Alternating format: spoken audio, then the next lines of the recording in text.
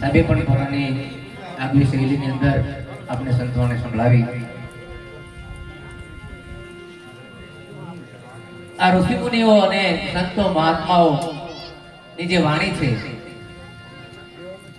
એ એક એક શબ્દ છે, એક એક શબ્દને જો આપણે સમજીએ અને આપણા આચરણમાં ઉતારીએ તો આપણું આ જીવન છે ધન્ય બની જાય છે. તું આયો જગત में जग हसे न तुम रोय, તું आयो जगत में जग हसे न तुम रोय, अब ऐसी करनी कर चलो कि जग रोवे और तुम हंसो.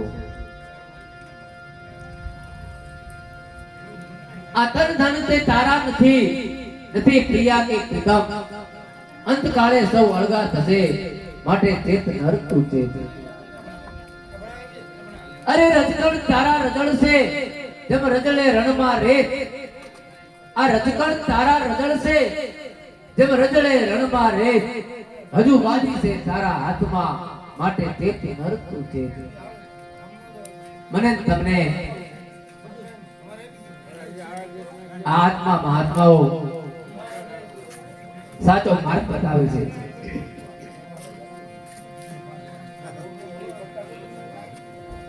અને માતા પિતા છે, માતા પિતા છે સાહેબ એ પ્રથમ નમન કરવાના સ્થાન છે.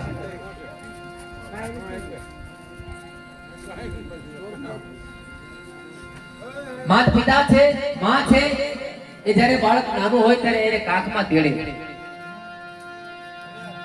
બાળક જ્યારે નાનું હોય ત્યારે માતા એને કાખમાં તેડે અને જગતને બતાવે, બાળકને બતાવે કે જો હું જોઈ શકું એટલું તું જગતને જોઈ શકીશ. અને બાપ છે ને એ બાળકને ખંભા ઉપર બેસાડે. એ એમ કહે છે કે બેટા હું જોઈ શકું છું એટલું તો તારે જોવાનું જ છે, પણ હું નથી જોઈ શકતો એ પણ તારે જોવાનું છે. આ બાપ છે. માતા પિતાની તોલે આ દુનિયામાં કોઈ ન આવી શકે. અનેક મહાત્માઓ ઋષિમુનિઓએ ત્યાં સુધી કીધું આપણને કે આ શરીરની ચામડી ઉતારી અને તમે એને મોદડી બનાવો અને પછી તમે એને પહેરાવો ને તો એના ઋણમાંથી આપણે મુક્ત થઈ શકતા નથી. तो ही नाम तारण धरो उनका ध्यान तो निराकरण करेगा, तो ही नाम तारण धरो उनका ध्यान तो निराकरण करेगा. नथ दात माँ को दूध दिया माँ को खबर है खुदा को कि सबर जो भरेगा, तो ही ढूंढ किना मिटे दिल का किना, जिन्हें पेट देना आप ही भरेगा. मुरादम कहे मुकद्दर के अंदर जिन्हें टाक मारा न किसी का तारा करेगा. ईश्वरे મને તમને આવો સરસ મજાનો માનવ દેહ આપ્યો છે. તો સંતો મહંતો તો મને તમને ઋષિ મુનિઓ કહે છે કે આ મનખો વારંવાર મળતો નથી,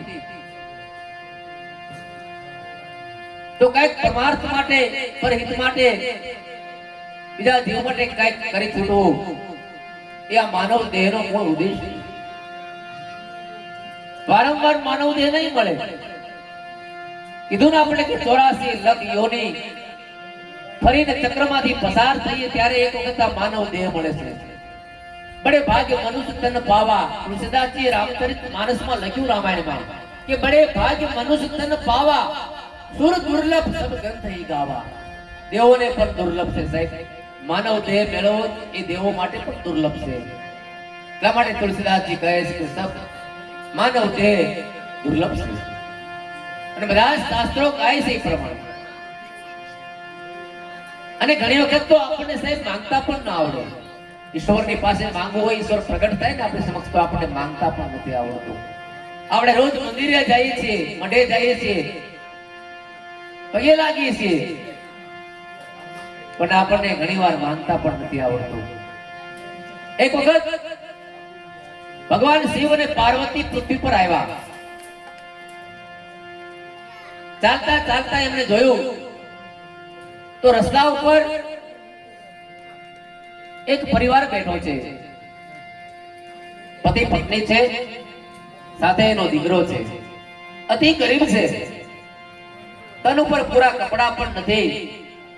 આટલો ગરીબ પરિવાર છે એ રસ્તા પર બેઠો છે. એટલે માં ભગવતી પાર્વતીજી શિવજીને કહે છે કે આપ અહીંયા આવ્યા છો, પૃથ્વી પર આપણે આવ્યા છીએ, તો મને એવું લાગે છે કે આ પરિવાર ખૂબ ગરીબ છે, તો એને કંઈક આપો. તમે તો દેવોના દેવ મહાદેવ છો, ભોળ્યા છો, તો આને કંઈક આપો. એટલે શિવજી પાર્વતીને કહે છે દેવી એને આપવા જેવું નથી, કારણ કે કર્મ વિના મનુષ્ય પાવત નહીં. સકલ પદાર્થ હે જગ માઈ, પણ ભાગ્ય વિના નર પાવત નહીં. સમજાવે છે શિવજી પાર્વતીજીને કે રવાજો, એને માંગતા નહીં આવડે, એ માંગશે તો એના ભાગ્યમાં નથી, એટલે માંગશે તોય નહીં મળે. પણ પાર્વતીજી હઠ કરે છે કે આપ ભોળિયા છો, મહાદેવ છો, તો કઈક આપણે અહીંયા પૃથ્વી પર આવ્યા છીએ તો આને આપો. એટલે ભગવાન શિવજી રાજી થાય છે, પાર્વતીજીનું કીધું માને છે અને કહે છે પરિવારની પાસે જઈને કે માંગો, અમે તમારી ઉપર પ્રસન્ન થયા છીએ. ત્યારે પેલા પરિવાર તો અચંબમાં પડી જાય છે કે અમે કોઈ ભક્તિ કરી નથી, કોઈ તપ કર્યું નથી, તમે પ્રગટ થયા અને તમે અમને માંગવાનું કહો છો, તો મારે શું માંગવું? કે માંગો, પ્રસન્ન થયા છે તમારી ઉપર, તમારે જે માંગવું હોય માંગો, તમને એક એક વરદાન મળશે ત્રણેયને. એટલે ત્રણેય અંદરો અંદર ચર્ચા કરે છે, વિચાર કરે છે કે કોણ પ્રથમ માંગે. એટલે પેલી પત્ની એમ કીધું પહેલા હું માંગુ, હું સ્ત્રી છું, પેલો હક મારો, કે પહેલા હું માંગુ. તેના પતિ અને દીકરો કહે છે કાંઈ વાંધો નહીં, તમે પહેલા માંગો.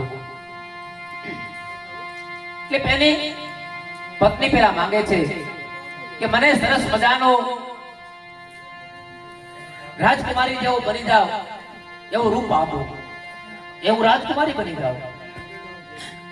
આપણે કહીએ છીએ માંગતા નથી આવડતું ઘણી વાર, કે હું સરસ મજાની રાજકુમારી બની જાવ એવું મને રૂપ આપો.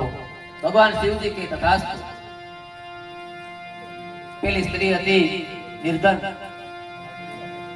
અને એકદમ રાજકુમારી જેવા બની ગયા, અને બરાબર ભાગ્યનું કરવું. અને એ જ સમયે એ રસ્તા ઉપરથી એક રાજાનો રસાલો પસાર થાય છે. રાજા જોઈ જાય છે કે ઓહો, આવી રાજકુમારી જેવી સ્ત્રી અને અહીંયા બેઠી છે. પોતાના સૈનિકોનો હુકમ કરી જાઓ એને લઈ લો અને રથમાં બેસાડી દો. આનું સ્થાન અહીંયા નથી, આ તો રાજમહેલમાં શોભે એવી રાજકુમારી છે. એટલે સૈનિકો પેલી સ્ત્રીને લઈને રથમાં બેસાડે છે. પછી પેલા પુરુષને કહે છે હવે તમે માંગો, હવે તમારો વારો આવ્યો. એટલે પેલો પુરુષ છે એ માંગે છે કે જે હતી પત્ની એ જતી રહી. એટલે એને એમ કીધું પેલી તકરારી જે પત્ની મારી સુંદરી બની ગઈ રાજકુમારી, એને બકરી બનાવી દો. થોડી જ વારમાં રસાલો હજી આગળ પહોંચ્યો તો રથની અંદર ભગવાન કે તથાસ્તુ, અને જે રાજકુમારી બની હતી પાછી એ સ્ત્રી છે એ બકરી બની ગઈ. બકરી બે બે કરતી રાજાને ખબર પડી કે આ તો પેલી સ્ત્રી હતી, આ તો કોઈક માયા લાગે છે, કોઈક જાદુ ટોનો વાળી લાગે છે, અને નીચે ઉતારી મૂકો, આને આપણે કઈ જરૂર નથી. એટલે પેલી સ્ત્રી છે બે બે કરતી પાછી જ્યાં એના પતિ બેઠો તો ત્યાં આવે છે. હવે પેલા શિવજી પેલા દીકરાને કહે છે કે હવે તારો વારો છે, તું માંગ. એટલે દીકરો માંગે છે, કારણ કે દીકરો છે ને હતો હું સુતો પારણે પુત્ર નાનો, રડું છેક તો રાખતું મને કોણ છાનો, મહાહેત વાળી દયાળી જ માં તું. એટલે દીકરાએ કીધું કે મને મારી પાછી માં હતી ને એવી આપો, બકરી મારે ને બકરીમાંથી મારી માં જે હતી ને એવી આપો. ભગવાન કે તથાસ્તુ. ત્રણેય પાસે હતા ત્યાંથી આવી ગયા.